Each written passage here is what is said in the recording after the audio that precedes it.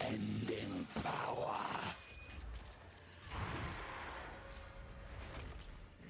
Your kind shall never ordain the first edict.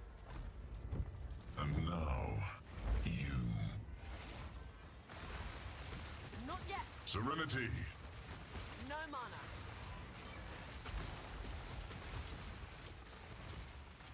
The enemy returns!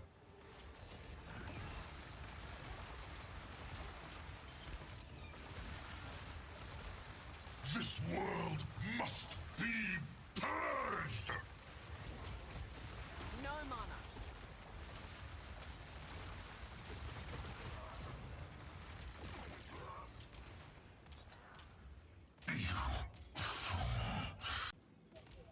Okay, before anything, I'd like to give credit to the Chinese content creator that showcased this build, and I'm linking the video below. I don't know how to pronounce the name, but credits to them and thank you to them for this build. Okay, so quick overview of the character. How does the build work? And believe it or not, right now we are surrounded by Frostbolts. Yeah, we're surrounded by Frostbolts. As you can see, the Frostbolt completely disappears. And it's a visual bug that you can see the projectile, but I'll recreate it in a while. Okay, how does it work? We're basically scaling Frostbolt, which is a piercing projectile, with Drillneck. So Drillneck has this affix that says each time a projectile has pierced, basically get increased damage and increased critical hit chance. And we scale that indefinitely as long as we want, or as long as we can maintain the projectile. So how do we maintain the projectile? We do that by using Atziri's rule, mirror of reflection. So basically, you have to maintain your frostball. So as long as your frostball is being multiplied by the mirror, you're sustaining the pierce count. So you can do it indefinitely as long as you can sustain it. At a certain number of mirror hits, the visual bugs out. You can't see you can't see the projectiles anymore, but it's still there. So how do we get our pierce? So aside from running around the map and killing mobs, we're basically using our frost wall. So each time the frostbolt passes through the frost wall, even if it destroys it, it counts as piercing. I did check if it does, because if you Google it, it's gonna say otherwise. But if you click the AI overview, if you click the references, the first one is irrelevant, and the second one basically contradicts the Google overview answer. So I tried to check it for myself by trying the POE1 rule, which is if the projectile kills an enemy, if a projectile with pierce kills an enemy, it still counts as piercing. And how did I check that? You can do it yourself if you want, but I basically used bow shot. I think any bow skill will be useful. I mean, you can do it with any bow skill, but I just used bow shot and slot in pierce 1 or pierce 2 support, which gives it one singular pierce, and then you hit a wall. Set a low level wall, reduce its life, and then hit it with your bow shot. So what will happen is once the wall segment is destroyed, it will only hit one wall segment behind it, behind the destroyed wall, meaning it consumes the pierce from the wall it destroyed. So consuming the pierce basically counts as it piercing. Because otherwise, if it's not count as piercing, what would happen is the moment you destroy a wall with a bow shot, it should hit two more wall segments behind it, because you still have that one pierce from your pierce support. But that's not the case. What happens is the moment you destroy the wall, that one pierce is consumed and counted, and it's only going to hit one wall behind it. So yeah, I think that's the method that confirms it. If I'm wrong, then I'm happy to be corrected. And if it's wrong, the build still works, because I don't know how to make sense of the damage in the showcase. If the tooltip damage is just this and this, so it does not make sense that I'm dealing 10 million plus damage in a few seconds with this tooltip damage. So I think it works the way I think it does. So how do we play this? Uh, when mapping, I just chuck my frostball. Chuck my frostball to a mirror, and then just maintain it that way, and then just cast my Frostbolt occasionally to up the pierce count while I'm walking on the map, or just let it ramp on its own. It's killing monsters and piercing them anyway. But the correct way when you're bossing, or when you're not lazy like me, is to first cast the Frost Wall, and then the Frostbolt, and then another Frost Wall. So by that time, it already pierced maybe 7 times. If you can slow mo the video and count at least 7 times. So you already have a good enough ramp for damage, and at the same time, you already have, like, with just that sequence alone, you're already at 50% crit rate. And how do I know that? It's because Frostbolt has 12% crit chance.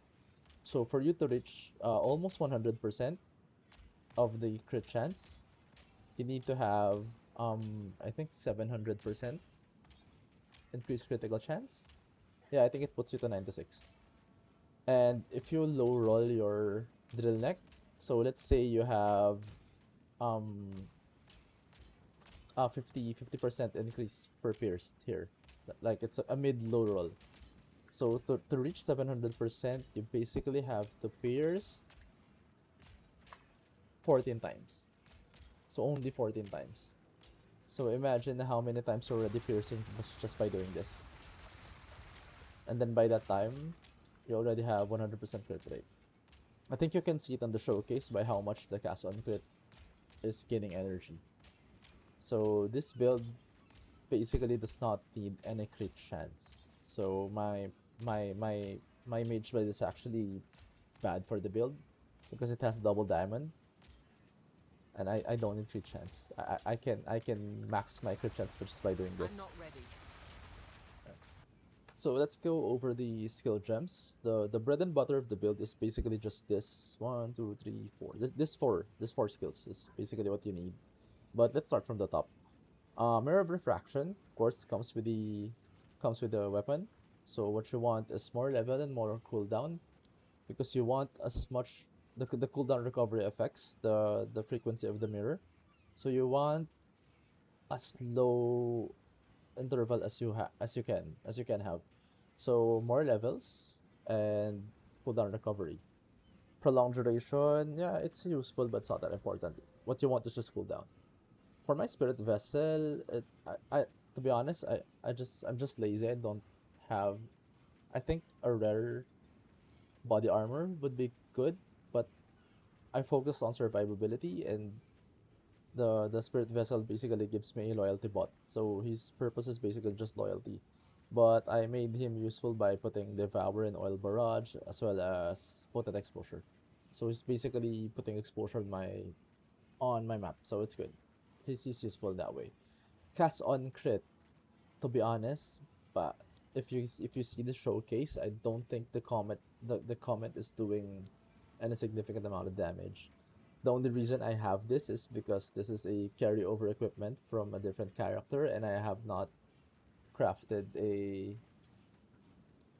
amulet yet. So I don't think cast on critical is essential, because if I have a choice right now, I would change this into a amulet that has spirit and skill level, all skill level. I think that would be better. So I just have this right now because it already has Dominion, which is I'm gonna discuss now. So Frostbolt, Breach of the Amalgam is required because it helps you sustain your Frostbolt. Without that, it's basically impossible to catch your basically impossible to catch your Frostbolt. They basically explode at the end of their projectile length. So with this, yeah, you're gonna keep them as long as you can, as long as you have the mirrors for it. And next is Arbiter's Ignition. This this is basically a choice you can make if you're not converting your damage. So you're getting Elemental Archon together with the Dominion Anoint. I forgot what it's called. It's Anoint in POE1.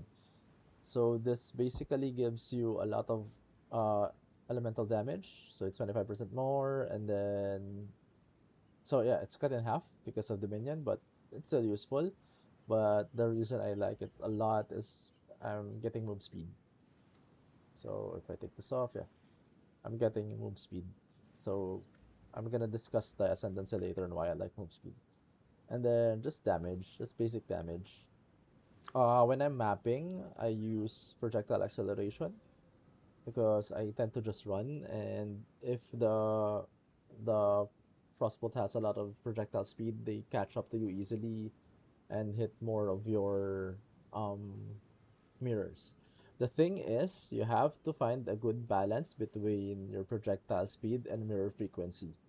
So I don't know if there's a calculation to make sure that it works, but right now you have to just feel it. If you feel like your frostbolt is expiring way too much, I mean way faster than your mirror is uh spawning, then you have to reduce your acceleration, your projectile speed.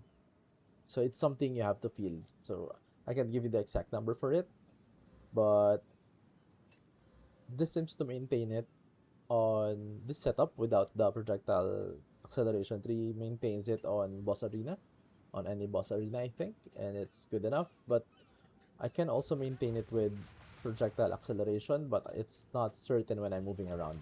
But when I'm mapping, I don't really care too much because even if I break my frostbolt rotation, I just set it up again and it's just mapping. Mapping is easy. So projectile acceleration is just comfy, just a comfortable choice. So next is Frostwall, of course. This is your main source of pierce. So more health and yeah, Citadel and Count's Madness basically gives your, as well as the spell cascade, basically gives you 1/4 of the screen as Frostwall. Very useful. And another essential is the Catal's Rejuvenation with Mana Remnants. Mana Remnants is the only way, the only reliable way aside from Flask that we maintain our mana because we're using Mind over Matter. I'll discuss that later. So Catal's Rejuvenation is it gives you the most important stat in this build, which is basically cooldown recovery rate. So it when I have that, this is lower. This is much lower. Okay, for Blasphemy, you basically don't have a lot of required things for your spirit to do. So I just chose a comfy to be more tanky, basically to be more comfortable. So I chose temporal chains and enfeeble. If I have more spirit, I would want to run Ghost Dance. Ghost Dance is basically buff this season. People thought it was nerf, but in reality, the staggering heal on the energy shield that it gives you, because it gives you like energy shield over time, it regenerates rather than one single energy shield recovery. It basically jump starts your energy shield recharge and more energy shield recharge over time. So it's actually good. But I chose Enfeeble over that because at the end of the day you're not getting hit a lot because things are frozen. So things that are extra, that's not mandatory. Powered by Verishum is a tech that I use. I like it very much. I don't know if anyone else is doing this, but if you're using Uhtred's Chalice together with Uhtred's Right, so I think they go well together. They're the same thing. What Uhtred's Right does is it gives you overflowing chalice. So you're basically if you put it on a skill with if you put it on a skill with cooldown, every time it's off. Every time you use it, you're basically refilling your flask. So you basically have unlimited flask if you want to do that. So it's second wind support here is useless. It's not that I can spam it because I don't have the ward for it. The only purpose it has is to prolong the cooldown. So I have longer overflowing chalice because it depends on the cooldown of the skill you use it for. Yeah. So the tech here is to show it. If you have I'm not ready. So before you I press need your mana, you press the skill that has Overflowing Chalice, and you basically recover more, 30% more. So yeah, Freezing Mark is something you can click because you're basically not clicking anything. It's a semi-auto bomber, so just point on things if you want, and of I'm course not it helps ready. with freezing the enemy. And Ice Nova is because I'm stupid, so sometimes I run into a pack, and when I run into a pack and I didn't notice that Frostbolt Frostbolt is not online anymore. So I run into a pack and I'm stuck. I just press Force Nova. So it only has Biting Frost on it and Expand, which is useful. And Blind, of course, is free. So I can get myself out of the Frost Wall. Yeah, because I'm stupid. Escape Shot is something to put me over the ledges. So yeah, don't have a lot of skill to do that. It's just a ledge jump.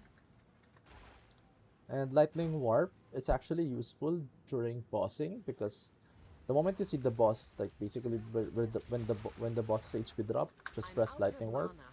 It gives them the Cull debuff, so the moment they reach the Cull threshold, you kill them instantly. So everything is just comfy. Everything below Blasphemy is just comfort. Okay, last section for the passive 3. You have to get all of the recovery, all of the cooldown recovery rate. So to be honest, this is just a timeless jewel I have. It's not good. I think I would rather have critical damage bonus. So spell damage, critical damage, spell critical damage. But yeah, for right now it's useful. It's giving me a lot of cooldown recovery rate. I'm just too lazy to craft. The character's working anyways. So the tricky part with the passive 3 is the cooldown nodes are above here, and below here. So if you're playing a class that is not able to do this jump from basically south to north, you basically have to use split personality. You can look into split personality if you want. I think I forgot to say at the start of this video, but you can basically play this character in any class. I won't discuss every class because it's gonna take too long. I'm just gonna give you the notable ones. So in my head, my initial thought was Varashta is the best in slot for this. I mean, the best class to play this character with, because you already have unlimited damage theoretically, so you just want to invest in defense. And Varashta, everyone knows it's like the best character for defense right now because the energy recharge rate, and you're getting a focus on your offhand even with the staff, so you get more energy shield. So you basically just go energy shield and armor. So this character basically allows you to play any type of defense you want. I think the creator is using armor and evasion, the creator of the build, and then the one with the build showcase that I link below is using armor and energy shield. Alright, next notable one is maybe uh Lich. Lich is offensive, so if you want a mana stack, go ahead. But as I said, I don't think you need any more damage. So if I'm going to play Lich, I'm gonna go for Abyssal Lich. You can sacrifice your minions for effects, and the significant ones are projectile speed, energy shield, and energy shield recharge rate. So those are basically you covered a lot of the things that the build needs just by going Abyssal Lich. So yeah, that's an angle I think. And maybe go here for defenses. I don't know if how good it is for defenses, but yeah. Um, everything's good with Oracle. So I think this character is gonna go with Oracle. We're gonna be good with Oracle as well. Smith of Kitava is the best defensive character there is, so viable as well, I think. And Titan, Hulking Form would basically push your small passives for cooldown recovery rate over the edge. So it's actually, I think it's very comfortable. And after you get Hulking Form for your cooldown recovery rate, you have your defensive options with Stone Skin and Mysterious Lineage. So yeah, Titan is actually really good as well.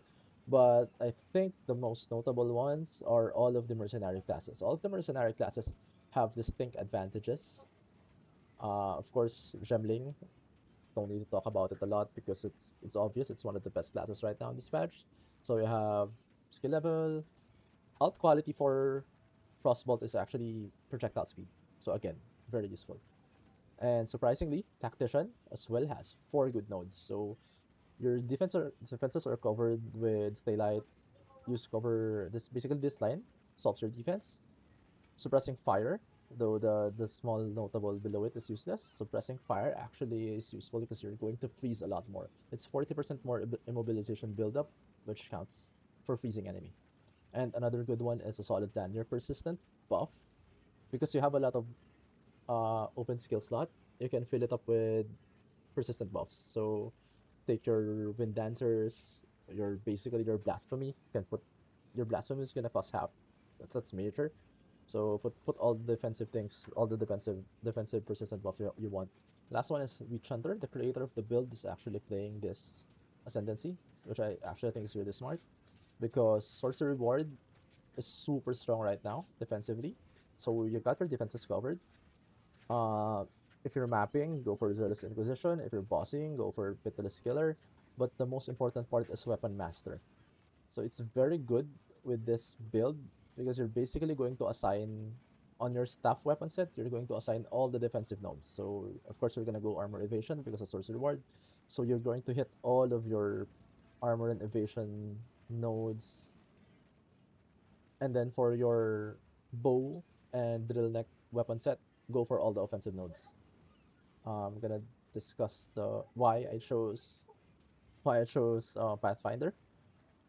Because in my head, I just want to be fast. I'm tired of getting slows throughout the game. So the first thought I have was Relented Pursuit. It's just very good. Uh, Traveler's Wisdom. So you can see here that a lot of my travel nodes are basically defense. It's basically 5% more energy shield. Yeah, that's it. At first, I wanted to go with sustainable practice, but I didn't stack a lot of evasion. I stacked energy shield, so I just went with running assault. So yeah, so this build is basically very flexible, whatever class you want to play it with. Hope this helps, and that's it. Good luck. Enjoy the showcase.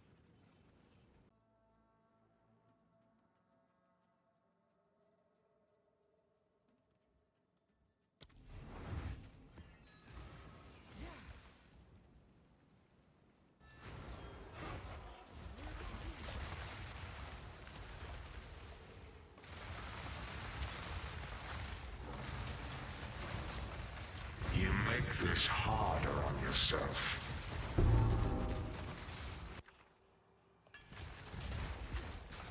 An easy trophy.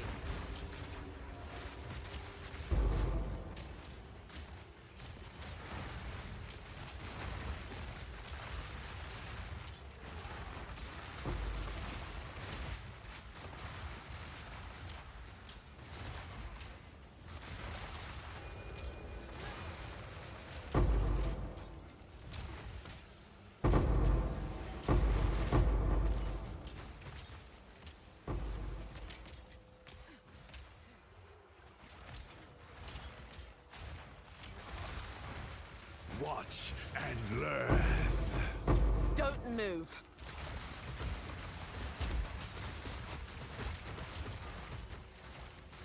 No mana.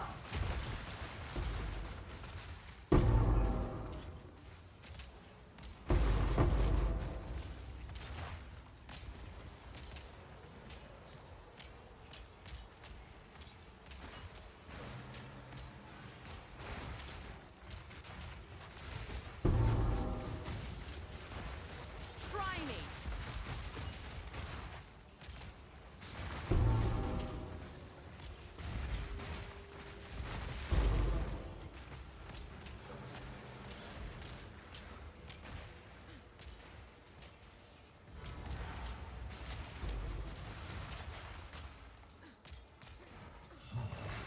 Another rat from your warrens. Squeal.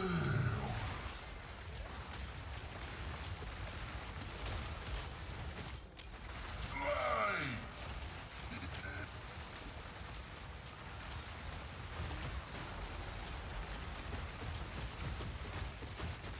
Try and run.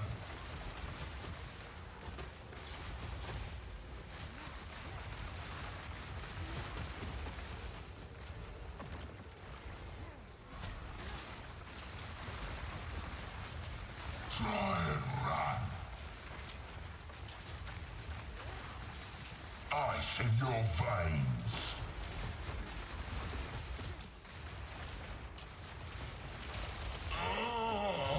Your kin will rot.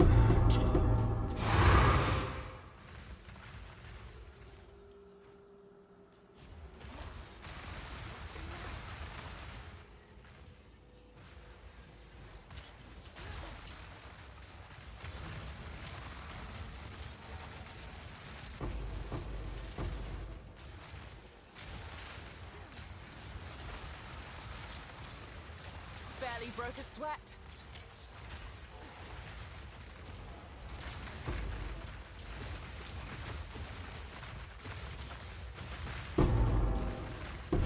You don't have room for that.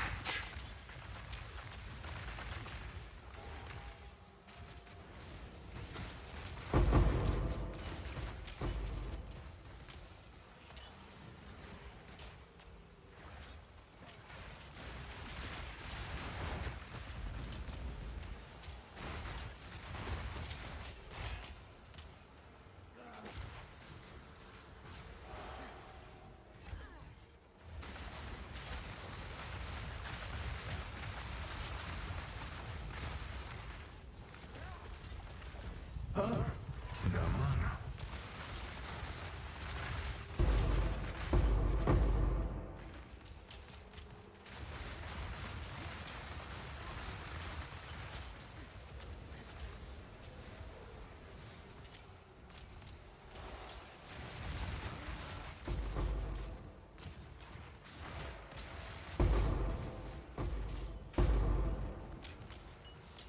That's nothing to sneeze at.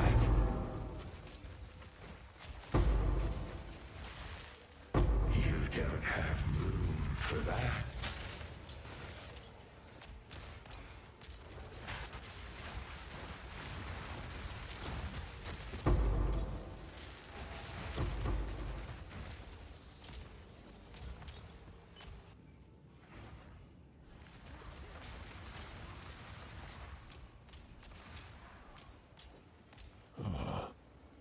You are too late. The fourth edict already burns for your world. I'm out of mana.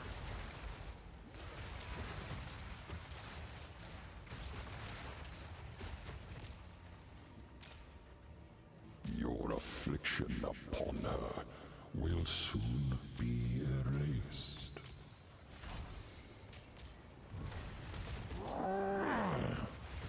Stay put! Acquiesce, mortal. Out of mana.